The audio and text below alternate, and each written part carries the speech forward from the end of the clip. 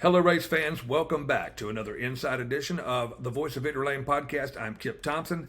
Hope everyone's had a great weekend. Hey, tonight's show, part number one, is brought to you in part by Barrier Fencing Supply out of Supply, North Carolina. Huge supporters of the Voice of Victory Lane podcast, and we'll hear from them a little bit later on in our show.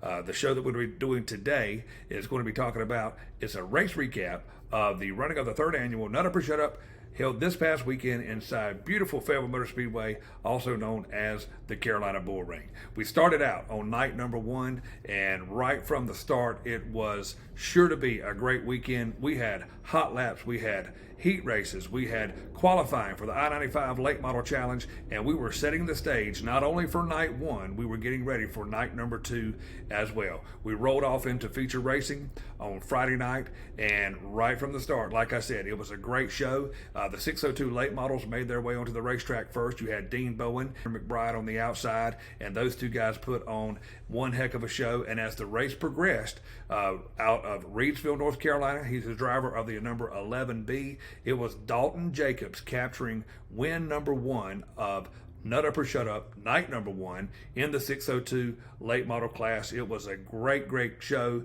Had a lot of cars there, and those guys really did put on a good show. Chase Blackwell, driver of the number 6 Blackwell Landscaping Longhorn, hey, he did a phenomenal job. The kid's getting better and better every single time he comes on the racetrack, and he was able to pull off a second place finish. Also want to give a shout out Chase and Beasley, driver of the number 25, Team 25 Motorsports out of Rayford, North Carolina. Honestly, in my opinion, Saturday night is probably, since he's been in a late model car, it was the best he has looked as of yet, as he's still continuing to get his feet wet inside that late model car. But it did look like he had a phenomenal night on Friday night, and was a momentum builder for him going in on Saturday. As we roll on through our feature events on night number one, 602 Sport Modifieds made their way onto the track. Donovan Jackson sets fast time, wins his heat race, and when the feature comes out, not only did he win the heat race and fast time qualifier, flag to flag, the whole entire night, it was a number 93 show. Donovan Jackson out of Fayetteville, North Carolina, he captures win number one for himself for 2023, and also the first 602 Sport Mod event inside the two-day show for the third annual Nut Up or Shut Up. We continue to roll through the night. We go into the street stocks. A driver who captures this win is definitely no stranger to Victory Lane and any racetrack in our area. He's been doing it for a long time. He's out of Dillon, South Carolina, driver of the number 48. It was Michael Butler.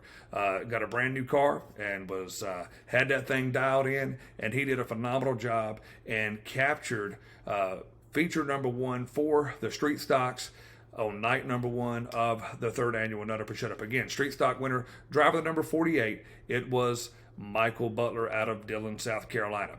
And we roll down into our Legends feature. Had a good group of legends inside of Fayetteville Motor Speedway, as we always do. Amsel Trucking Legends hit the racetrack, and man, Tristan Stevenson, driver of the number 66 out of Clayton, North Carolina, driving for Billy Gomez Racing. He was just on a rail. He actually made his way up to the front, and as he got to the front of the pack, he right place at the right time, never looked back, and so he parked it in Racing for Heroes Victory Lane. Again, your Amsel Trucking Legend feature winner on night number one, Friday night. Again, driver number 66 out of Clayton, North Carolina. It was Tristan Stevenson. So, also in the mix, in the lineup for Friday night, we had the 602 late models, 602 sport mods. We ran our street stocks, and we also had our good crowd, as always, of our Amsel Trucking Legends. We're gearing up for the big show on Saturday night. The I-95 Late Model Challenge drivers, they made their way onto the racetrack. They did hot laps, they did qualifying, and they heat raced on Friday night, and the stage was set. After heat races, as we were getting ready to roll back into Saturday night, the stage was already set. Starting on the outside, front row would be Michael Roush, who has been on a tear already for 2023, but on the pole, on the inside, out of Roanoke Rapids, North Carolina, definitely no strangers to the Fayetteville Motor Speedway, driver of the MJ Price number 1 Longhorn, it was Willie Milliken. So, as we hold on and tell you about the I-95 Late Model Challenge in part 2 of today's podcast. We're going to give you the rundown and what happened there. So we were already set. We had hot laps, we had heat races for all the classes, and we did do our I-95 Late Model Challenge. Those guys did their hot laps qualifying and heat races, and so the stage was already set. And so night number 1, it was a great night. A lot of guys who visited Victory Lane, they already knew that being able to capture a win on night number 1 is such a momentum builder, and their confidence is at an all-time high because they know that they can come in tomorrow night and compete because they've already won on Friday night. So we'll run down the list again and congratulate our drivers who won on Friday night. The 602 Late Models was captured by Dalton Jacobs, driver the number 11B out of Reidsville, North Carolina. 602 Sport Modifieds, Action Jackson, also we call him Donovan Jackson, driver the number 93 out of Fayetteville, North Carolina. Street Stocks, Michael Butler and the number 48 out of Dillon, South Carolina. And wrapping up the night with feature racing in the Amstel Trucking Legends out of Clayton, North Carolina, driving for Billy Gomez Racing. It was the driver of the number 66, Tristan Stevenson. We're going to take a real quick break and hear from our sponsor, Barrier Fencing Supply. And when we come back in part number 2, we're going to give you the rundown of everything that happened on Saturday night inside the Fayetteville Motor Speedway. When we come back right here on the Voice of Victory Lane podcast. Barrier Fencing Supply is a fencing wholesaler and distributor based out of Supply, North Carolina. Whether you need fencing, fencing products, fencing accessories, or various other construction materials related to your fencing needs, we have the products you are looking for at today's most competitive prices around. Ask us today about bulk pricing packages. Call 910-269-8661. Contact us by email at sales@barrierfencingproducts.com. Barrier Fencing Supply, proud supporter of the Voice of Victory Lane podcast. All right, race fans, welcome back to part 2 of another inside edition of the Voice of Victory Lane podcast. This part of the show is being brought to you by Raging Rooster Catering out of Fayetteville, North Carolina. They are huge supporters of the Voice of Victory Lane podcast, and we're proud to have them a part of our team here. And we will hear from them a little bit later on in the show. All right, so we've already talked about night number 1 as we do our racing recap for the running of the 3rd annual Nut Up or Shut Up inside the Fayetteville Motor Speedway. Night number 1 is in the books. So we roll back into the Carolina Bull Ring Saturday night for night number 2, and right from the start, it was sure to be another great show inside the Carolina Bull Ring, and race fans, it was that indeed. Right from the start, with the hot laps and the heat races, we knew we were in for a great night of racing action, and again, that's exactly what we had. So we rolled back out.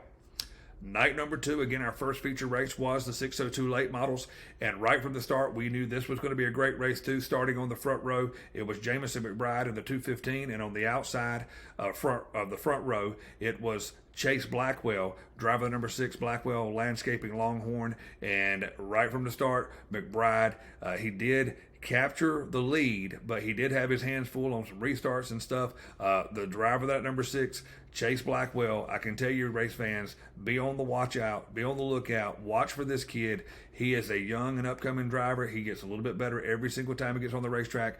I'm going to go ahead and predict it right now. He'll get a win in 2023, and once he does, it will not be his last. But again, Jamison McBride and that Barry Wright, number 215, got caught up with Dean Bowen on Friday night, was able to get his car straightened out. He came back, and that particular race was really, really good. It set the stage for what we were about to see inside the Fayetteville Motor Speedway. McBride captures the win, followed by Chase Blackwell. You had Jason Dickerson, and then finishing 4th, on night number 2 was night number 1 feature winner. It was Dalton Jacobs in the 11B. He did a phenomenal job. So he gets a win over the weekend on night number 1. So he goes into night number 2, finishes in the top 5, and rounding out the top 5 for the 602 Late Models, it was the driver, the number 5. It was Robbie Gibson. So the big show that everyone was waiting for. It was the big headline of the whole entire weekend. The I-95 Late Model Challenge was up next. But let me say, before we get into the I-95 Late Model Challenge race, Sunoco Race Fuels did offer the 3rd annual Nut Up or Shut Up Challenge. The guys on the front row were offered an opportunity to go to the back And any of those drivers, if it was the first and second guys on the front row, if both of them went back, or if it was just one of them, they had a chance to double the winnings for first place finishing. So not only in the 602 late models, but all the way through the whole entire class. Number one, you had to have at least 20 cars in each class, but every driver on the front row in all of the classes that we did run on Saturday night were offered the challenge, and everyone declined. So no one went to the back. So it was regular features and ready to roll. So it was a 30-lap feature for the 602 late models, and then we rolled into the I-95 late model challenge, and it was a 40-lap feature, and it was a show right to start with. As we said earlier in part one of this show, that the stage was already set Friday night. The front row was like this: Willie Milliken on the inside. It was going to be Michael Roush on the outside in the 23, who's been on a tear. But, hey, it was right from the drive of the green flag, right down the front straightaway. It was a sprint to the first corner, and Willie Milliken in the number one beat Michael Roush to the corner. Pulled off on the back straightaway, and man, he was just running really, really, really good. Had a restart there due to a caution.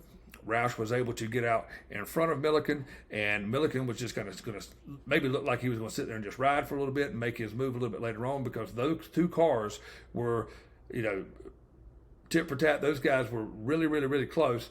Then, from what I heard, mechanical failure on the number one, a belt come off the oil pump there, and ended the night for Willie Milliken. Christian Thomas, another great run in the XR1 06 Rocket there out of Dunn, North Carolina. The Dirt Deacon did a phenomenal job. Matthew Bissett comes home third, but now after that restart, and then Milliken fell out, Roush was still in the lead. He would go on to capture the win. So Roush captures the win. Christian Thomas with another strong second place finish. Matthew Bissett finishes third. John Eller did a phenomenal job. He finished fourth, and rounding out the top five, the L3 Barry Wright chassis out of Bailey, North Carolina, it was Skeeter Lyles. Skeeter Lyles really, really getting better every single time he hits the racetrack. But again, Michael Roush would pick up the win, and not only picking up the win on night number 2 inside the third annual Nutter Per Shutup, Roush has actually completed a 3 racetrack sweep. First race of 2023 season for him, he wins at County Line. Then the following weekend, he goes and participates in the Steel Block Bandits Joker's Wild Tour at the Halifax County Raceway.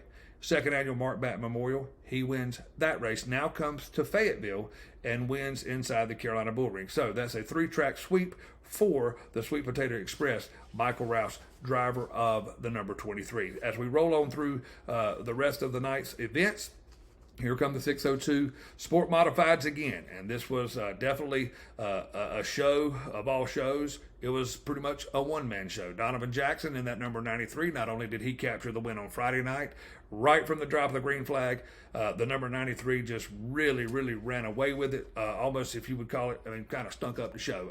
He was just really, really good, and, you got to be on your A game. You have to be on your A game to run like that and beat Eric Bentley, who is 2022 602 Sport Mod champion. Eric Bentley, many, many laps around the Feld Motor Speedway, many, many trips to Racing for Heroes Victory Lane. But Saturday night, it was all a Donovan Jackson show. So he captures the win. Bentley finishes second. You had Case Daniels, who finished third. Jake Barneycastle would finish fourth. And then Jasper Hooker would be the car that would round out the top 5 for the 602 Sport Modifieds. Then we roll on into the street stocks. And honestly, probably some of the best racing that was on that racetrack all night long was in this feature. Now, out of Sumter, South Carolina, it was the driver of the 118, Cameron Holloway. He was on the pole. On the outside, it was Chris Powers out of Dillon, South Carolina. Those two guys put on a great show there. Holloway just had what it took to capture this win. But I will tell you, in this feature, during the race, there was a caution that involved 2022 track champion out of Tabor City, driver number 55, Mike Manus. Manus had to go to the rear of the field. When he went to the rear of the field, it was probably 3 or 4 laps in. He had already made his way up to like third or fourth. And there was several times on restarts because of other cautions that we all thought that the number 55 was going to get past the 118 of Holloway, but was not able to do that. But I will tell you, it was a great race, but the show was watching the driver, the number 55. Mike Maness put on one heck of a show. He was putting the racetrack on. He was putting the car on the bottom of the racetrack. He put it in the middle of the racetrack. He put a street stock up on the high side and was passing people, clipping them off, and really did a phenomenal job. But it was a great race. The street stocks did put on a great show. Holloway would be your winner, followed by Mike Maness, and then Andrew Durham in the 06 out of Johnsonville, North Carolina, or Jonesville, North Carolina. Michael Butler, who was feature winner in night number 1, would bring home the 4th place finish, and then the driver of the number 78, Austin Herring, that would round out your top 5 for your street stock. So again, big thumbs up. Holloway capturing the win. Hey, but Mike Maness, buddy, he put on a show, and it was pretty incredible to watch. There again, if you were not at the Fayetteville Motor Speedway Friday and Saturday, I just have to tell you again, you flat out missed it. All right, so now we roll into the Amsoil Trucking Legends. We had a huge group of legends, as we always do inside the Fayetteville Motor Speedway. And in order to make it into the feature for the Amsoil Trucking Legends, we also did with this class, we did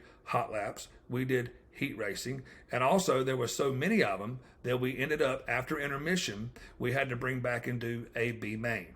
And in that B main, it was a 10-lap feature for a B main event. 8 cars would transfer, and the winner of that B main out of Fayetteville, it was the driver of the number 76. It was Jeff Lee. So he made his way in along with the other drivers that transferred over from the B main. And right from the start, this was another great race. The Amsoil Trucking Legends, man, they always put on a good show.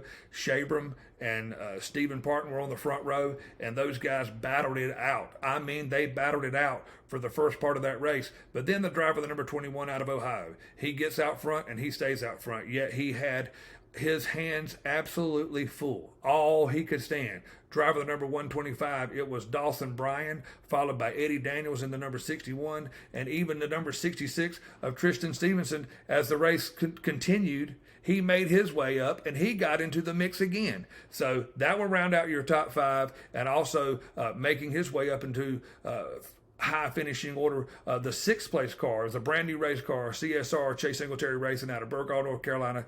He did come in 6th, and that's another young guy who continued to get laps under his belt. And I'll tell you, it was just the Legends feature. It was a great way to end the night. It was a great way to end a weekend. It was a great way to put a finale on the running of the 3rd annual Nut Up or Shut Up inside the Fayetteville Motor Speedway. So we thank all the drivers, we thank all the teams, we thank all the fans for coming. And another thing that we want to do is give a huge shout out to 2 in particular sponsors of the Fayetteville Motor Speedway. Something that we have implemented into the Fayetteville Motor Speedway during our intermission.